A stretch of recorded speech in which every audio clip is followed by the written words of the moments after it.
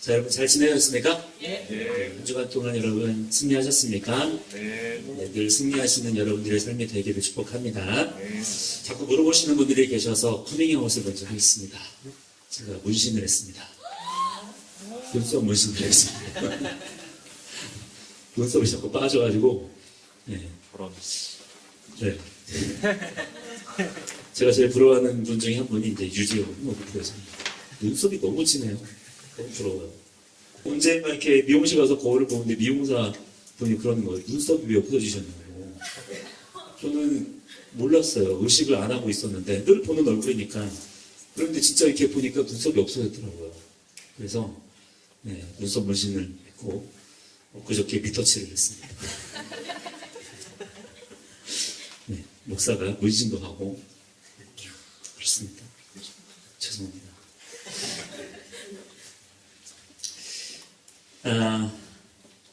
이제 그러니까 물어보지 마세요. 자꾸 물어보셔가지고 네. 물어볼 때마다 옆에 있는 분들이 자꾸 쳐다보잖아요. 그러니까 물어보지 마세요. 아까 여러분 찬양 이렇게 한 거 같이 이제 뒤에서 같이 좀 불렀는데 예수 닮기를 원한다. 맞습니까? 네. 예수 닮기를 원한다. 진짜예요? 왜요? 왜? 예수님을 닮는다는 게 그럼 뭐예요? 여러분도 예수님처럼 그렇게 살고 싶어요? 어떤 부분이? 여러분 예수님은 회당에 들어가서 막 회당을 막 뒤집어 엎으신 분이십니다. 예수님은 어디를 가시나 하여튼 예수님이 가는 곳마다 분란이 끊이질 않았어요. 온갖 갈등과 여러 가지 그 논쟁과 이런 거의 중심에 예수님이 계셨고 예수님은 어떤 소위 말하자면 어떤 연예인 같은 슈퍼스타 이런 분이 아니시고 사실은 논란과 논쟁의 중심 그 자체였습니다. 만약에 여러분의 삶이 그렇다면 그런 어떤 논쟁과 논란의 늘 중심에 여러분의 삶이 있다. 여러분 그래도 예수님 닮기를 원하십니까? 네. 이야, 그래요? 저는 아닌데. 네. 그래서 저는 여러분의 그 고백이 옳습니다. 예수님 더욱 닮아가는 자들이 되기를 바랍니다.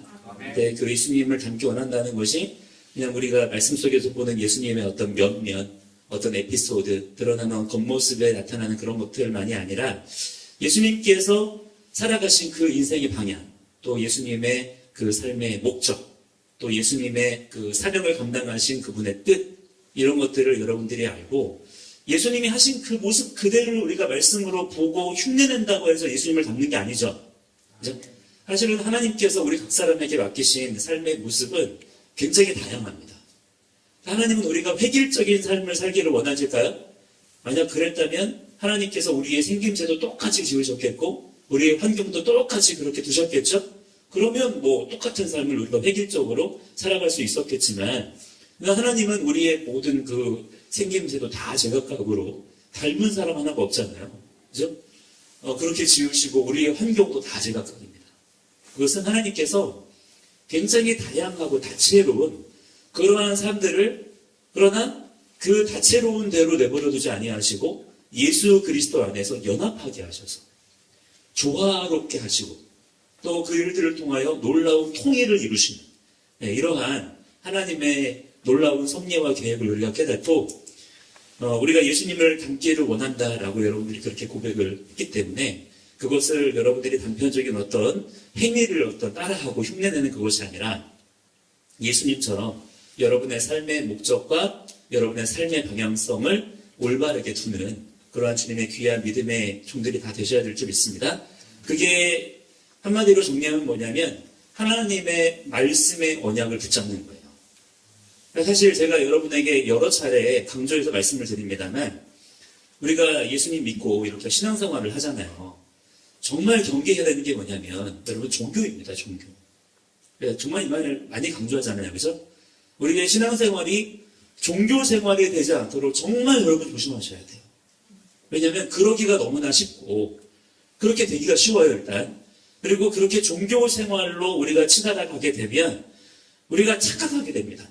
그래서 차라리 종교생활을 안 하는 분들은 하는 게 없기 때문에 내가 돌이켜야지, 내가 언약의 말씀을 붙잡아야지 이렇게 할 수도 있는데 내가 종교 생활의 메인 분들은 이미 그렇게 내가 하고 있다고 착각하며 살기 때문에 그만큼 돌이킬 기회를 얻지 못하는 경우들이 많이 있게 되더라고요.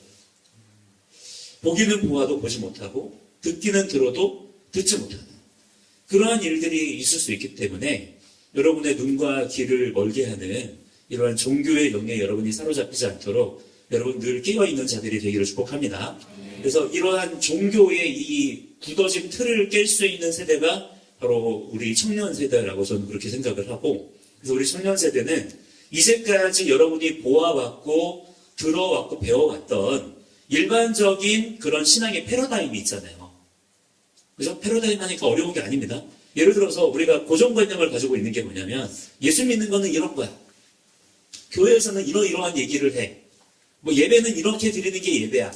뭐 어떤 예배가 좋은 예배고 어떤 예배가 은혜로운 예배고 이런 게 은혜 받는다는 거고 나는 이런 예배를 원해. 뭐 이런 것들 있잖아요. 성경은 이런 얘기야.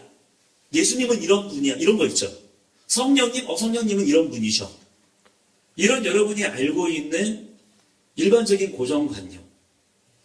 그렇다면 과연 그것을 내가 정말 그것을 그렇다라고 결론 내리기 위해서 정말 말씀을 보고 내가 알고자 힘쓰고 애쓰고 정말 그렇게 배우고자 하고 그렇게 했느냐. 그게 아니고 그냥 종교 문화의 그런 경험 속에서 그냥 자연스럽게 체득한 거예요. 다 그렇게 얘기하니까 예배는 이렇게 드리는 거구나.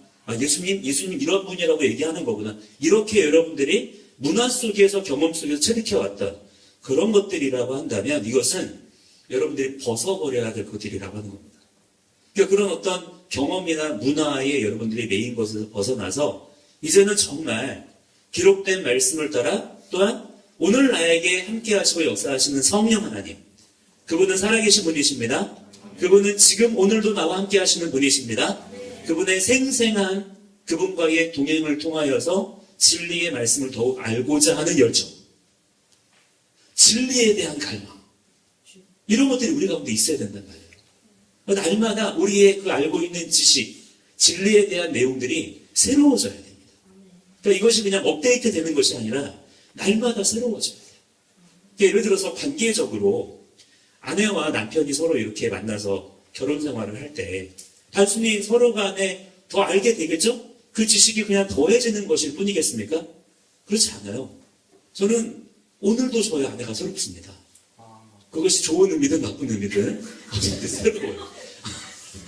어제 알던 그분과 제가 사는 게 아니에요. 저는 오늘 제가 보고 있는 그분과 살고 있어요. 네. 분명히 어제도 있었던 그분이지만 그러나 지금 내 앞에 있는 그분은 어제의 그분이 아닙니다. 그러니까 여러분 우리가 이 하나님을 어떻게 대하는 경우들이 많냐면 하나님은 우리가 하나님 살아계신 분이십니다. 하나님 정말 하나님 우리가 왕이십니다. 그렇게 고백하죠. 근데 진짜 내가 정말 그렇게 믿고 있느냐? 정말 한번 정직하게 한번 내가 내 믿음 한번 점검해보세요. 솔직히 하나님 내 지식 속에 갇혀 계시는 경우들이 많습니다. 내 종교 경험 속에 이렇게 내 스스로 그냥 이런 분이야 라고 정리 내리고 있는 경우들이 많아요. 더 심각하게 얘기해보자면 솔직히 하나님을 살아계신 분이라고 인식하지 못하며 사는 경우가 꽤 많습니다. 자, 왜 그럴까요? 우리가 신앙생활을 종교생활이라고 그렇게 결론 내리고 있는 경우가 이게 우리가 그렇게 의지적으로 내가 생각할 때는 신앙생활은 종교생활에 이렇게 하고 하는 분들은 없어요. 근데 무의식적으로 습관에 따라서 그냥 그렇게 가는 거예요. 패턴에 젖어서. 다 그러고 사니까. 이러한 흐름에서 여러분 깨어나셔서 하나님 앞에 살아있는 단독자로 서는 자들이 되시기를 축복합니다. 오늘 여러분 주님 앞에 딱 서야 돼요. 주님과의 인격적인 관계 안에서. 이 인격적인 관계라는 게 뭘까요? 주님과 나 사이에 상호작용이 있다 이 말이에요.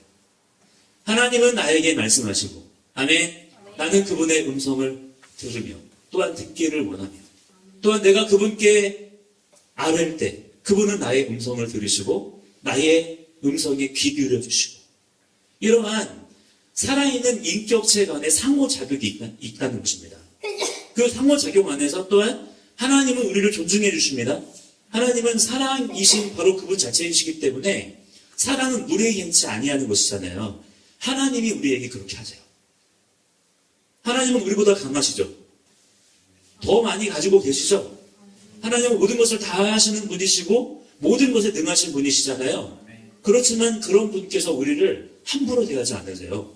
굉장히 젠틀하십니다. 하나님은 하나님의 일들을 행하실 때에 하나님의 사람들에게 먼저는 말씀해 주세요. 그리고 가르쳐 주십니다. 내가 이러이러한 일들을 할 거야. 나의 백성들아 내가 이러이러한 일들을 할 거다. 라고 말씀해 주시고 아멘 주님 그렇게 되기를 원합니다. 동의하기를 기다리십니다. 그리고 그럴 때에 일하세요. 전능하신 하나님이 그렇게 하시는 거예요. 이것은 놀라운 것입니다. 자, 그러므로 여러분 하나님이 그렇게 우리를 존중해 주신다면 우리 또한 하나님을 어떻게 해야 될까요? 하나님을 하나님으로 존중해 드릴 수 있어야 되는 것이겠죠. 그것이 하나님과의 인격적인 교제와 사귐인 것입니다. 하나님을 하나님으로 인정해 드리시기 바랍니다. 오늘 지금 나의 삶 속에서 어제까지 나의 경험, 나의 지식, 어제 나 기도하면서 눈물을 흘렸어. 눈물 흘렸겠지만, 뜨거운 눈물이었겠지만 그것은 어제예요. 그 경험과 감정에 내가 매여 있으면 안 돼요. 어떤 분들은 그런 분들이 종종 있습니다. 예전에 어떤 집회 또는 어떤 컨퍼런스 이런 데서 캠프 같은 데서 은혜를 세게 받은 거예요. 은혜 받았어. 나 그때 그 은혜가 너무 좋았어. 그래서 그 은혜 받았던 추억 속에 갇혀 있어요. 그러니까 고정관념이 딱 생겨버린 거예요. 그게 은혜야. 그래서 그 사람은 그 경험만을 추구해요. 하나님의 나를 향하신 역사를 그 경험으로 제한하는 거예요. 하나님이 이렇게 해주셔야만 내가 은혜를 받는 거야. 근데 지금 나에게는 이 경험이 없네? 그러니까 나는 지금 뭔가 메말라 있어. 하나님이 나와 함께 하지 않으시나? 이런 착각 속에 빠져 계시는 분들이 있습니다. 여러분, 그렇지가 않습니다. 그것은 하나님의 놀라우신 은혜였을 테고, 하나님께서 나를 만져주시고 나에게 말씀하신 놀라운 특별한 이벤트였을 테고, 하나님의 은혜였겠지만, 여러분, 그것으로 하나님의 역사가 끝난 게 아니에요. 하나님의 능력은 그런 것들에 제한되지 않으십니다. 하나님은 오늘도 동일하신 하나님이신 줄을 믿습니다. 그때 그렇게 엄청난 임팩트의 은혜를 주셨던 그 하나님이 지금은 뭔가 나와의 관계에 거리를 두시고 그때보다는 조금 힘이 약해지시고 이런 분이 아니란 말이에요. 하나님은 언제나 동일하신 분이시고 언제나 우리를 사랑하시고 우리에게 은혜를 주시는 분이신 줄을 믿습니다. 뭐가 문제냐면 하나님에 대한 나의 기대와 갈망이 다른 거예요. 하나님을 하나님으로 인정해 드릴 줄 아는 그러한 주님의 귀한 믿음의 종들이 되시기를 축복합니다. 그래서 제가 이제 우리 새벽기술 청년부를 이렇게 이끌어가면서 저는 받은 사명이 그거인 것 같아요. 저는 여러분들이 인간적으로 어떤 얘기를 하고 어떤 이벤트들이 있고 할 때 여러분들이 좋아하고 여러분들이 더 기뻐할지를 압니다. 왜냐면 사람 마음이 다 비슷비슷하잖아요. 좋아하는 거, 안 좋아하는 거 다 비슷비슷하지 않습니까? 우리가 같이 좋아하는 게 뭐예요? 같이 먹고, 놀고, 이러면 좋을 거잖아요. 그죠? 그래서 우리가 정말 이 모임이 정말 재밌고, 정말 그러려면 간단해요. 돈을 막 쓰면 돼요. 네. 돈을 막 써가지고, 맛있는 거 맨날 잔치 올리고, 맨날 우리 놀러 가고, 네? 그러면 더 많은 청년들이 모일 수 있겠죠? 네, 또 좋은 소문이 날 수도 있고, 야, 거기 가면 진짜 맛있는 거 많이 준다. 진짜 거기 재밌더라. 네? 그러면 좋은 소문이 날 수 있겠지만, 저는 그런 식의 그런 어떤 모임으로 우리의 이 모임이 그렇게 흘러가지 않기를 바라는 거예요. 정말 우리가 함께 모였을 때에 우리의 모임의 목적은 한 가지로 이렇게 모아졌으면 좋겠습니다. 아까 우리가 찬양 불렀던 것처럼 주님, 우리가 예수님 닮기를 원합니다. 예수님 더 알기를 원합니다. 아까 찬양 가사에도 그게 있었죠? 우리가 예수님을 알기를 원한다. 이거 되게 중요한 거예요. 날마다 우리는 예수님을 더 알아가는 자들이 되어야 될 줄 믿습니다. 어떤 사람이 예수님을 더 알아갈 수 있을까요? 갈망하는 사람. 그렇죠. 합격. 예수님을 더 알고자 하는 갈망. 이게 중요한 거예요. 그냥 학생이 배우고자 하는 마음이 없으면 아무리 좋은 선생님이 앞에 있어도 그 학생이 배울 수가 있을까요? 배울 마음이 없어요, 얘는. 근데 앞에 있는 선생님은 최고야, 최고의 강사예요. 그럼 얘는 저절로 배울 수 있을까? 그렇지 않습니다. 아무리 머리가 좋고 선생님이 좋아도 배우고자 하는 마음이 없으면 그럴 수가 없잖아요. 마찬가지. 여러분, 예수님은 완전하신 분이십니다. 예수님은 위대하신 분이십니다. 예수님은 놀라우신 분이에요. 아름다우신 분이십니다. 그런데 우리가 그분을 알고자 하는 마음이 없고 그분에 대한 갈망을 갖지 않는다면 우리가 그분께로 더욱 가까이 나아갈 수가 없게 되는 거예요. 우리 모임은 모였을 때마다 예수님을 더 알기 원하고 모일 때마다 예수님을 더 닮기 원하는 갈망으로 채워지는 그러한 세상에 둘도 없는 굉장히 유니크한 스페셜한 모임이 되기를 축복합니다. 네. 여러분들이 이제 예배 마치고 나서 우리 조별 모임을 하잖아요. 그때 여러분 어떤 얘기들을 나누세요? 여러 가지 많은 얘기들을 나누겠죠? 또 여러분 꼭 조 모임이 아니더라도 여러분들이 이렇게 만나서 함께 교제하고 사귀는 그런 어떤 시간들을 가질 때 여러분 어떤 이야기들을 나누십니까? 많은 이야기들을 나눌 수 있겠지만 뭐 여러분의 대화의 주제가 꼭 뭐 이래야만 된다 그렇게 뭐 제한하고 싶지는 않습니다만 많은 다양한 대화들이 필요하겠지만 근데 여러분들이 더 많은 갈망과 열정으로 서로 대화를 나눌 때에 하나님 그분의 언약의 말씀에 대한 갈망 예수님을 더 알기 원하는 그러한 열정으로 여러분의 그 대화와 교제의 시간이 채워지기를 축복합니다. 그러면 여러분 그 모임이 정말 따분한 종교 모임이 되고 정말 지루한 그런 어떤 시간이 되고 그럴까요? 그렇지 않아요. 사실은 여러분 각자가 예수님을 더 알기 원하는 갈망으로 그렇게 채워져 있잖아요. 그런 어떤 갈망을 가진 사람들이 모이잖아요. 그러면 여러분 그 대화가 자연스럽게 어디로 가겠습니까?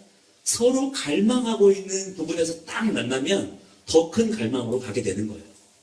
예를 들어서 제가 예전에 직장 다닐 때 저의 그 갈망은 카메라에 대한 갈망이었어요. 카메라에 대해 그 꼽는 게 뭐예요? 렌즈. 렌즈 하나에 좋은 것만 200만 원, 300만 원 하거든요. 그러니까 월급 타면은 남는 돈은 다 모았다가 거기에 꼬라박는 거예요. 요즘 신형 렌즈 뭐가 나왔대. 이걸 위해서 이제 먹을 거 합격하며 뭐 쓸 거 합격하면서 그 돈을 모아가지고 딱 모아지면 바로 탁 하는 거예요. 그럼 그거 가지고 막 사진을 찍고 다니냐? 그렇지 않습니다. 인증샷 딱 찍고 서로 자랑하고 트렁크에 넣는 거예요.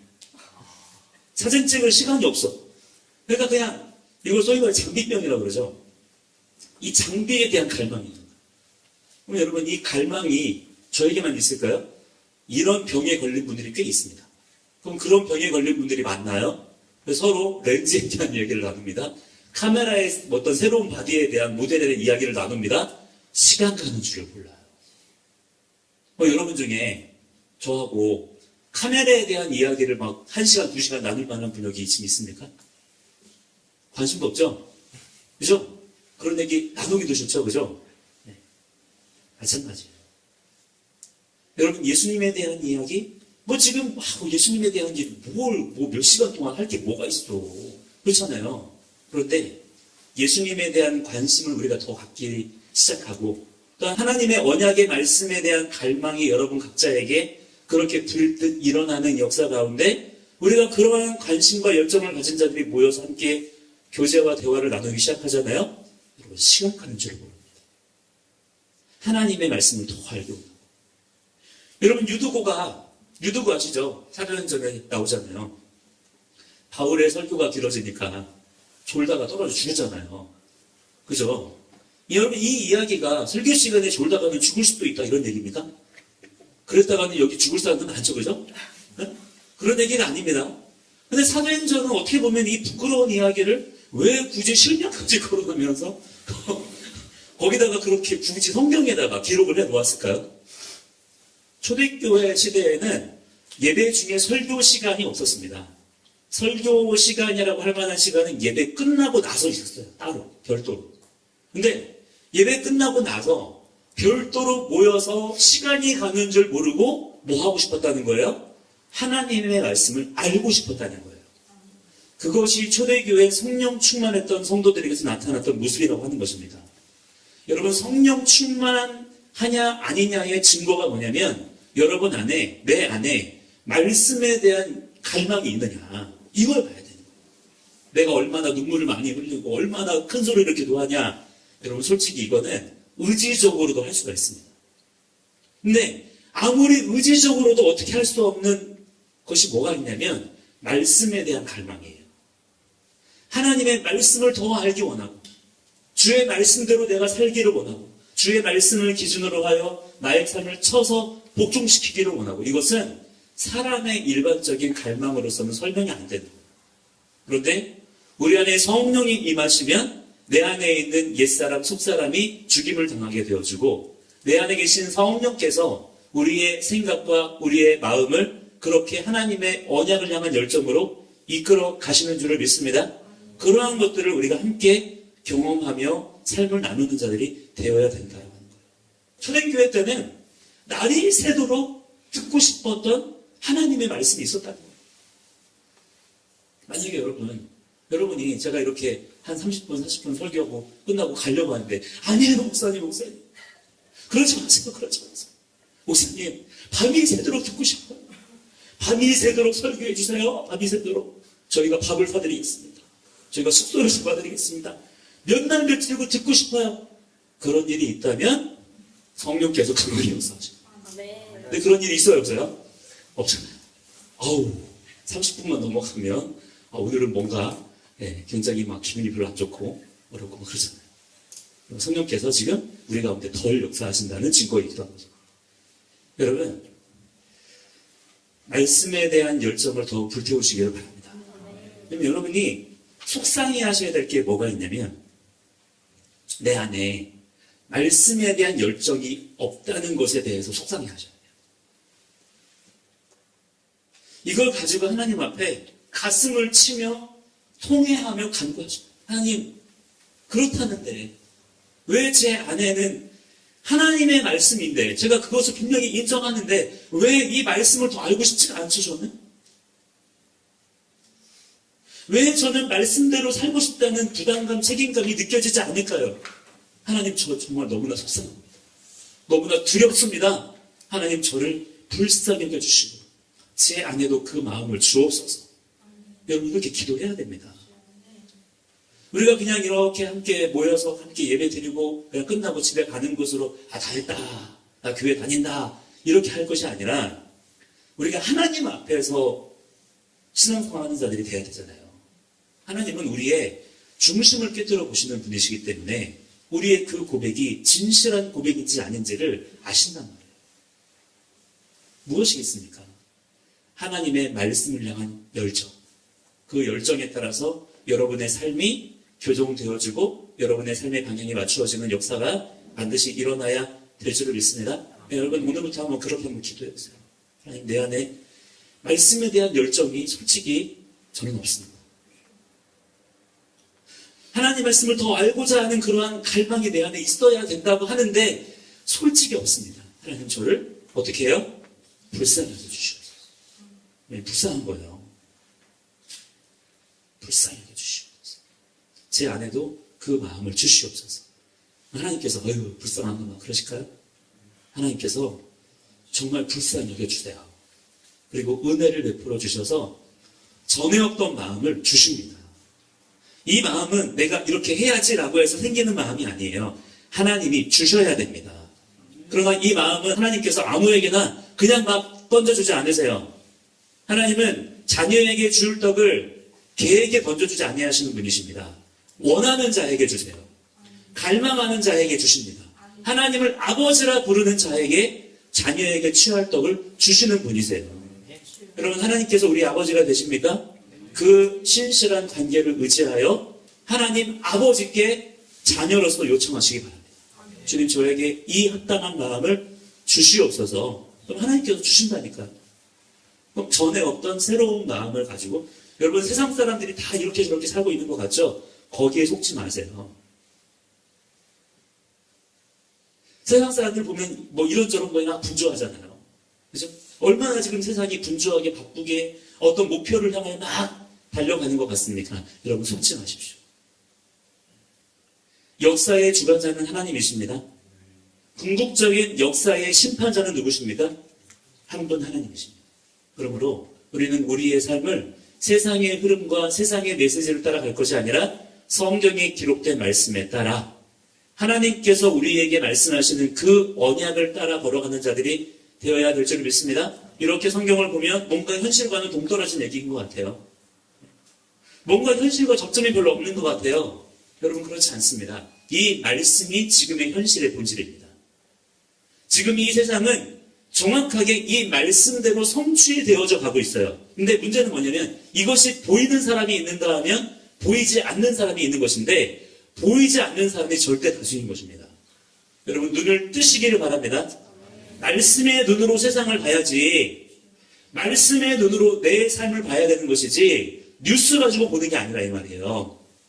인터넷 기사에 따라서 SNS에 누군가의 어떤 여론에 따라서 세상의 역사와 나의 삶의 기준이 달라지는 게 아닙니다.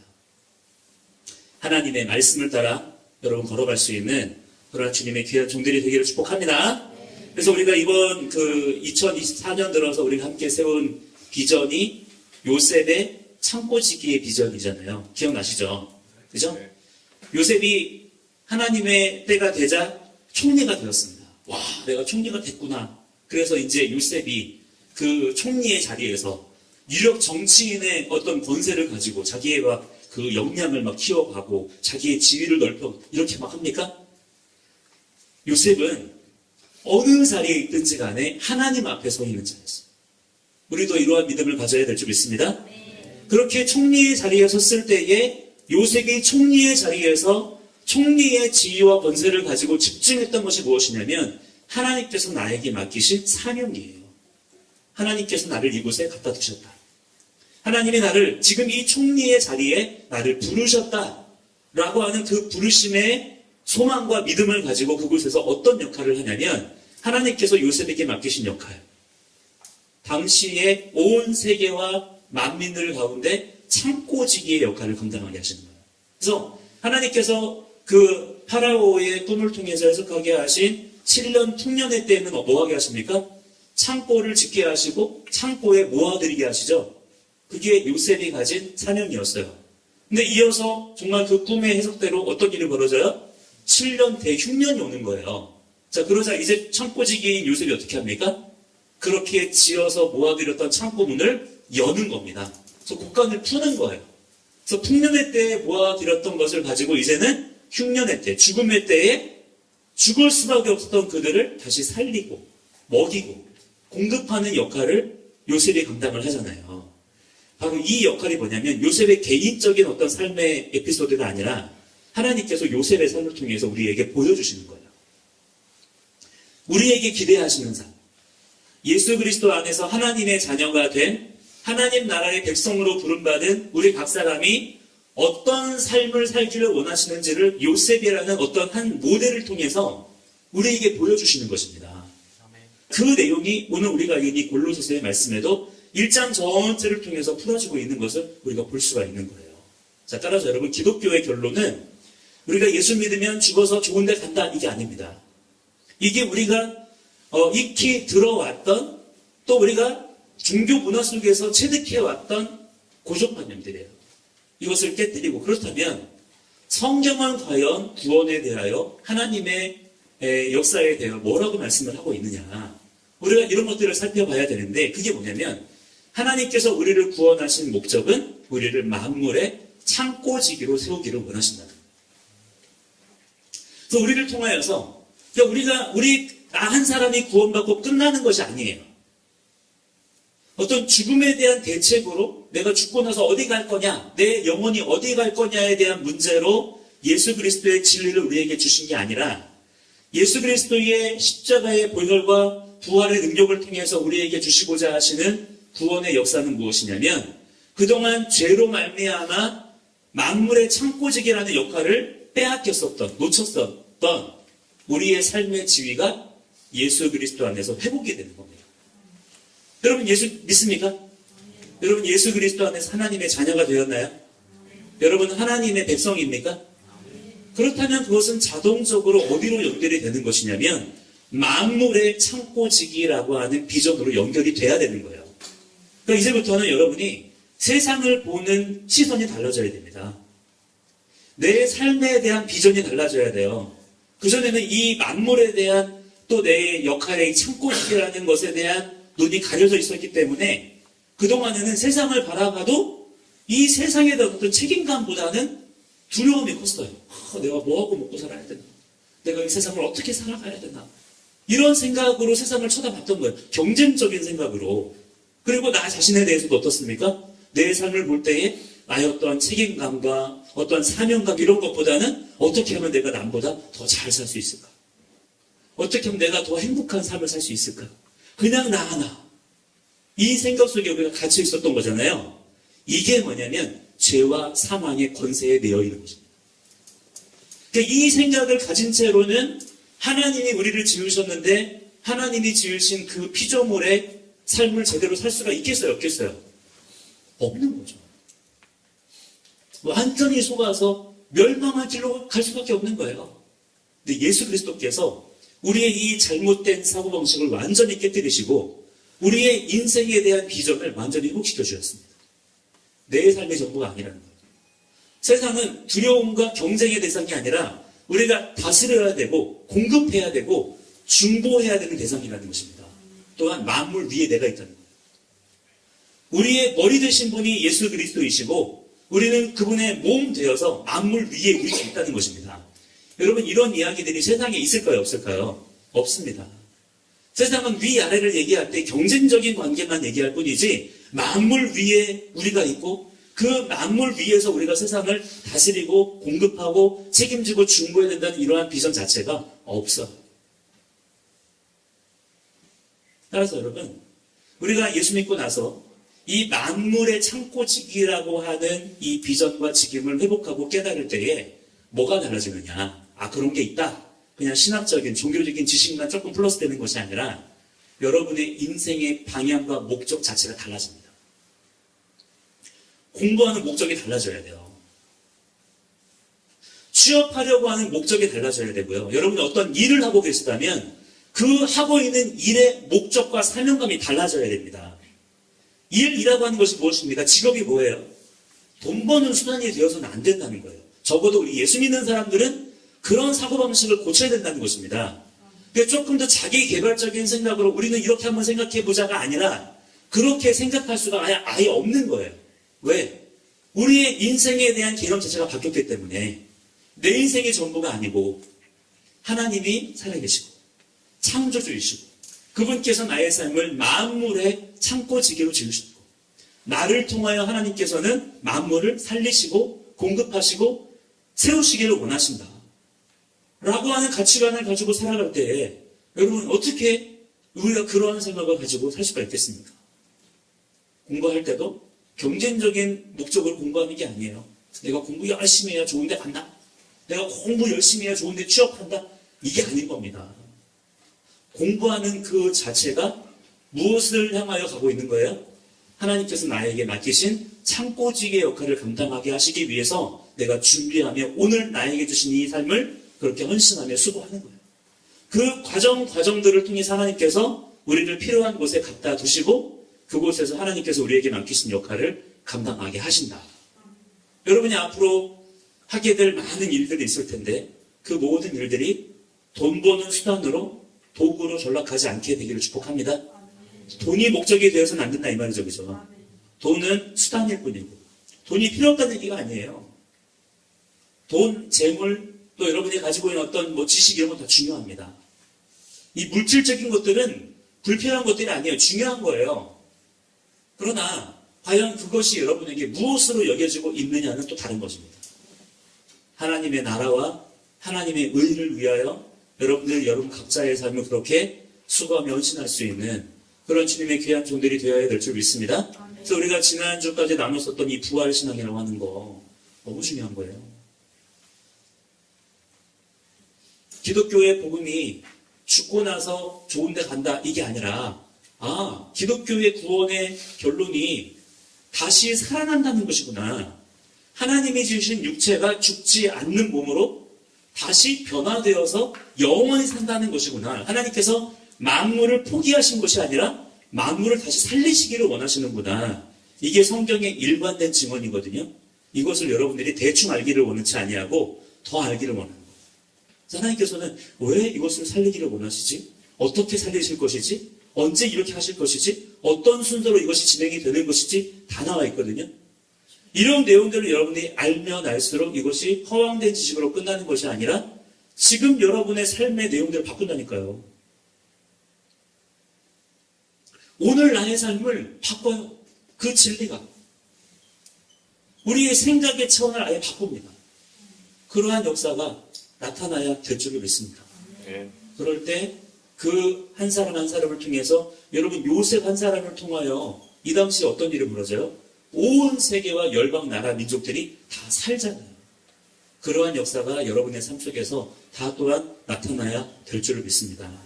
오늘 우리가 읽었던 말씀에 어떤 말씀이 좀 중요하다고 생각하냐면 26절 말씀이에요. 이 비밀이 있다는 거예요. 이 비밀은 그동안의 만세와 만대로부터 감추어졌던 것이에요. 그런데 이제는 나타났어요. 누구에게? 그의 성도들에게. 예수 그리스도로 말미암아 하나님의 백성으로 부름받은 그분의 성도들에게는 나타났어요. 드러났다 이 말이에요. 감추어졌던 것인데 드러났어요. 이제 알게 된 겁니다. 자, 그러자 27절에 뭐라고 말씀하냐? 한번 27절 읽어볼게요. 시작. 하나님이 그들로 하여금 이 비밀의 영광이 이방인 가운데에 얼마나 풍성한지를 알게 하려 하십니다. 이 비밀은 너희 안에 계신 그리스도시니 곧 영광의 소망이니라. 아멘. 성경에 나타나는 아주 중요한 키워드가 뭐냐면 유대인과 이방인입니다. 이 유대인과 이방인이 둘로 나뉘어져 있어요, 지금. 근데 하나님께서 예수 그리스도 안에서 궁극적으로 이루고자 하시는 게 뭐냐면 이 둘로 나뉘어져 있는 유대인과 이방인이 다시 하나로 연합되기를 원하시거든요. 자, 그러면 여러분 유대인과 이방인의 기준이 뭘까요? 하나님의 뜻을 따르며 나의 뜻을 따르며. 혈통일까요? 민족일까요? 나라일까요? 어떤 국경일까요? 뭐일까요? 문화일까요? 하나님의 언약의 말씀이 있느냐 없느냐. 그러니까 유대인은 뭐냐면 하나님께서 그들과 언약을 맺으셨어요. 너는 나의 백성이 되고 나는 너희의 하나님이 될 거야. 이 관계 안에서 유대인은 하나님의 백성인 겁니다. 그런데 그 경계선 밖에 있는 사람들이 있어요. 언약을 받지 아니한 사람들. 그들은 이방인인 거예요. 그러니까 온 세상은 지금 이 둘로 나뉘어져 있는 거예요. 하나님의 언약을 받은 자들과 언약을 받지 못한 자들. 그래서 로마서 11장의 말씀에 보시면 우리가 예수님을 믿었잖아요. 예수님을 믿은 사건을 사도 바울은 뭐라고 표현을 하냐면 우리가 예수님을 믿었을 때 일어난 일이 뭐예요? 우리가 이스라엘로 접붙여진 거예요. 쉽게 말하면 우리가 또한 이스라엘이 된 것입니다. 그러니까 표면적인 유대인이 유대인이 아니라 그랬죠. 이면적인 유대인이 유대인이라 그랬잖아요. 이게 어렵게 느껴질 수 있는데 무슨 말이냐면 혈통이나 국경이나 문화로 이것이 나뉘어지는 게 아니라 하나님의 언약의 말씀이 그 안에 있느냐 없느냐. 또 우리가 예수 그리스도 안에서 하나님의 말씀을 언약의 말씀을 붙잡았을 때에는 그 말씀의 능력을 힘입어서 우리가 하나님의 백성으로 접붙여졌다는 거예요. 이것이 여러분 인정이 되어지고 아멘이 되시기를 축복합니다. 그러니까 우리의 정체성은 그냥 예수 믿는 기독교인이 아니고 하나님의 말씀으로 이스라엘로 부름받은 자들인 거예요. 이 믿음을 여러분 갖는 자들이 되기를 바랍니다. 근데 세상은 여전히 둘로 나뉘어져 있어요. 하나님의 언약을 받은 자들과 언약을 받지 못한 자들. 하나님께서는 이 하나님의 예수 그리스도의 비밀의 영광이 이방인 가운데도 역사되어지고 드러나게 되기를 원하십니다. 근데 여기서 중요한 표현이 뭐가 있냐면 27절 상반절에도 보면은 이 비밀의 영광이다 그랬죠. 영광에다가 표시를 한번 해보시고요. 27절 하반절에 보시면은 어떤 표현이 나와요? 영광의 소망이다 그랬잖아요. 그렇죠? 자, 이 영광이라는 표현에 주목해서 보셔야 돼요. 여기서 말하는 영광이라는 단어는 무엇일까요? 뭐가 영광일까요? 초대교회 성도들에게 영광 그러면 그들은 딱 한 가지 사실을 떠올렸습니다. 그게 뭘까요? 예수님의 부활체예요. 부활하신 예수님의 몸. 그러니까 부활하신 예수님의 어떤 느낌 이게 아니고 부활하신 예수님의 몸을 그들은 영광이라고 표현했어요. 그러니까 여기 나와 있는 27절 상반절에 있는 이 비밀의 영광이라고 하는 것이 무엇이겠습니까? 그동안에 감추어졌었던 변화된 예수 그리스도의 부활의 몸인 거예요. 이 몸이 나타났어요. 이 몸이 우리에게 소망이 된 것입니다. 그 말은 무슨 말이냐면 우리 또한 이 소망을 가져야 된다는 거예요. 하나님께서 예수 그리스도를 죽지 아니하는 몸으로 변화시키시고 일으켜 세우셨듯이 우리 또한 그리스도 안에서 이 소망을 가져야 된다는 거예요. 이 소망이 기독교 신앙의 본질인 것입니다. 여러분, 이 일들이 일어나게 될 것을 믿으십니까? 우리가 예수님 믿었을 때에 여러분이 바라는 것이 내가 죽으면 좋은 데 갈 거야가 아니라 우리는 무엇을 기다려요? 주님의 오심을 기다리는 자들인 줄 믿습니다. 우리가 주님 오시기 전에 죽었어요. 그래서 우리의 영혼이 낙원에 가 있습니다. 그럼 낙원에 가서 거기서 끝났을까요? 낙원에 가서도 기다리는 거예요. 뭐를? 예수님의 다시 오심을. 예수님께서 이 땅 가운데로 다시 돌아오시는 일들을 거기서도 기다리는 겁니다. 그러니까 이 땅에 있는 성도들과 이미 죽어서 낙원에 있는 성도들이 한 마음으로 같이 기다리는 거예요. 한 소망으로. 그게 뭐냐면 이미 부활하신 천년이신 예수님께서 다시 오실 날을 기다리면서 왜 그날을 기다려요?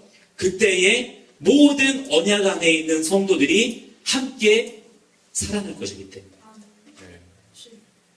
이 이야기들을 들을 때 여러분 안에 우와 주님 그렇게 되기를 원합니다 라고 하는 소망의 갈망이 있느냐, 아니면 뭐야 환타지야 뭐야 그런 일이 무슨 얘기야 이게 대체 이렇게 느껴지느냐 라고 하는 것에서 지금 여러분이 어떠한 구원의 소망을 가지고 있느냐가 딱 나타나는 거예요.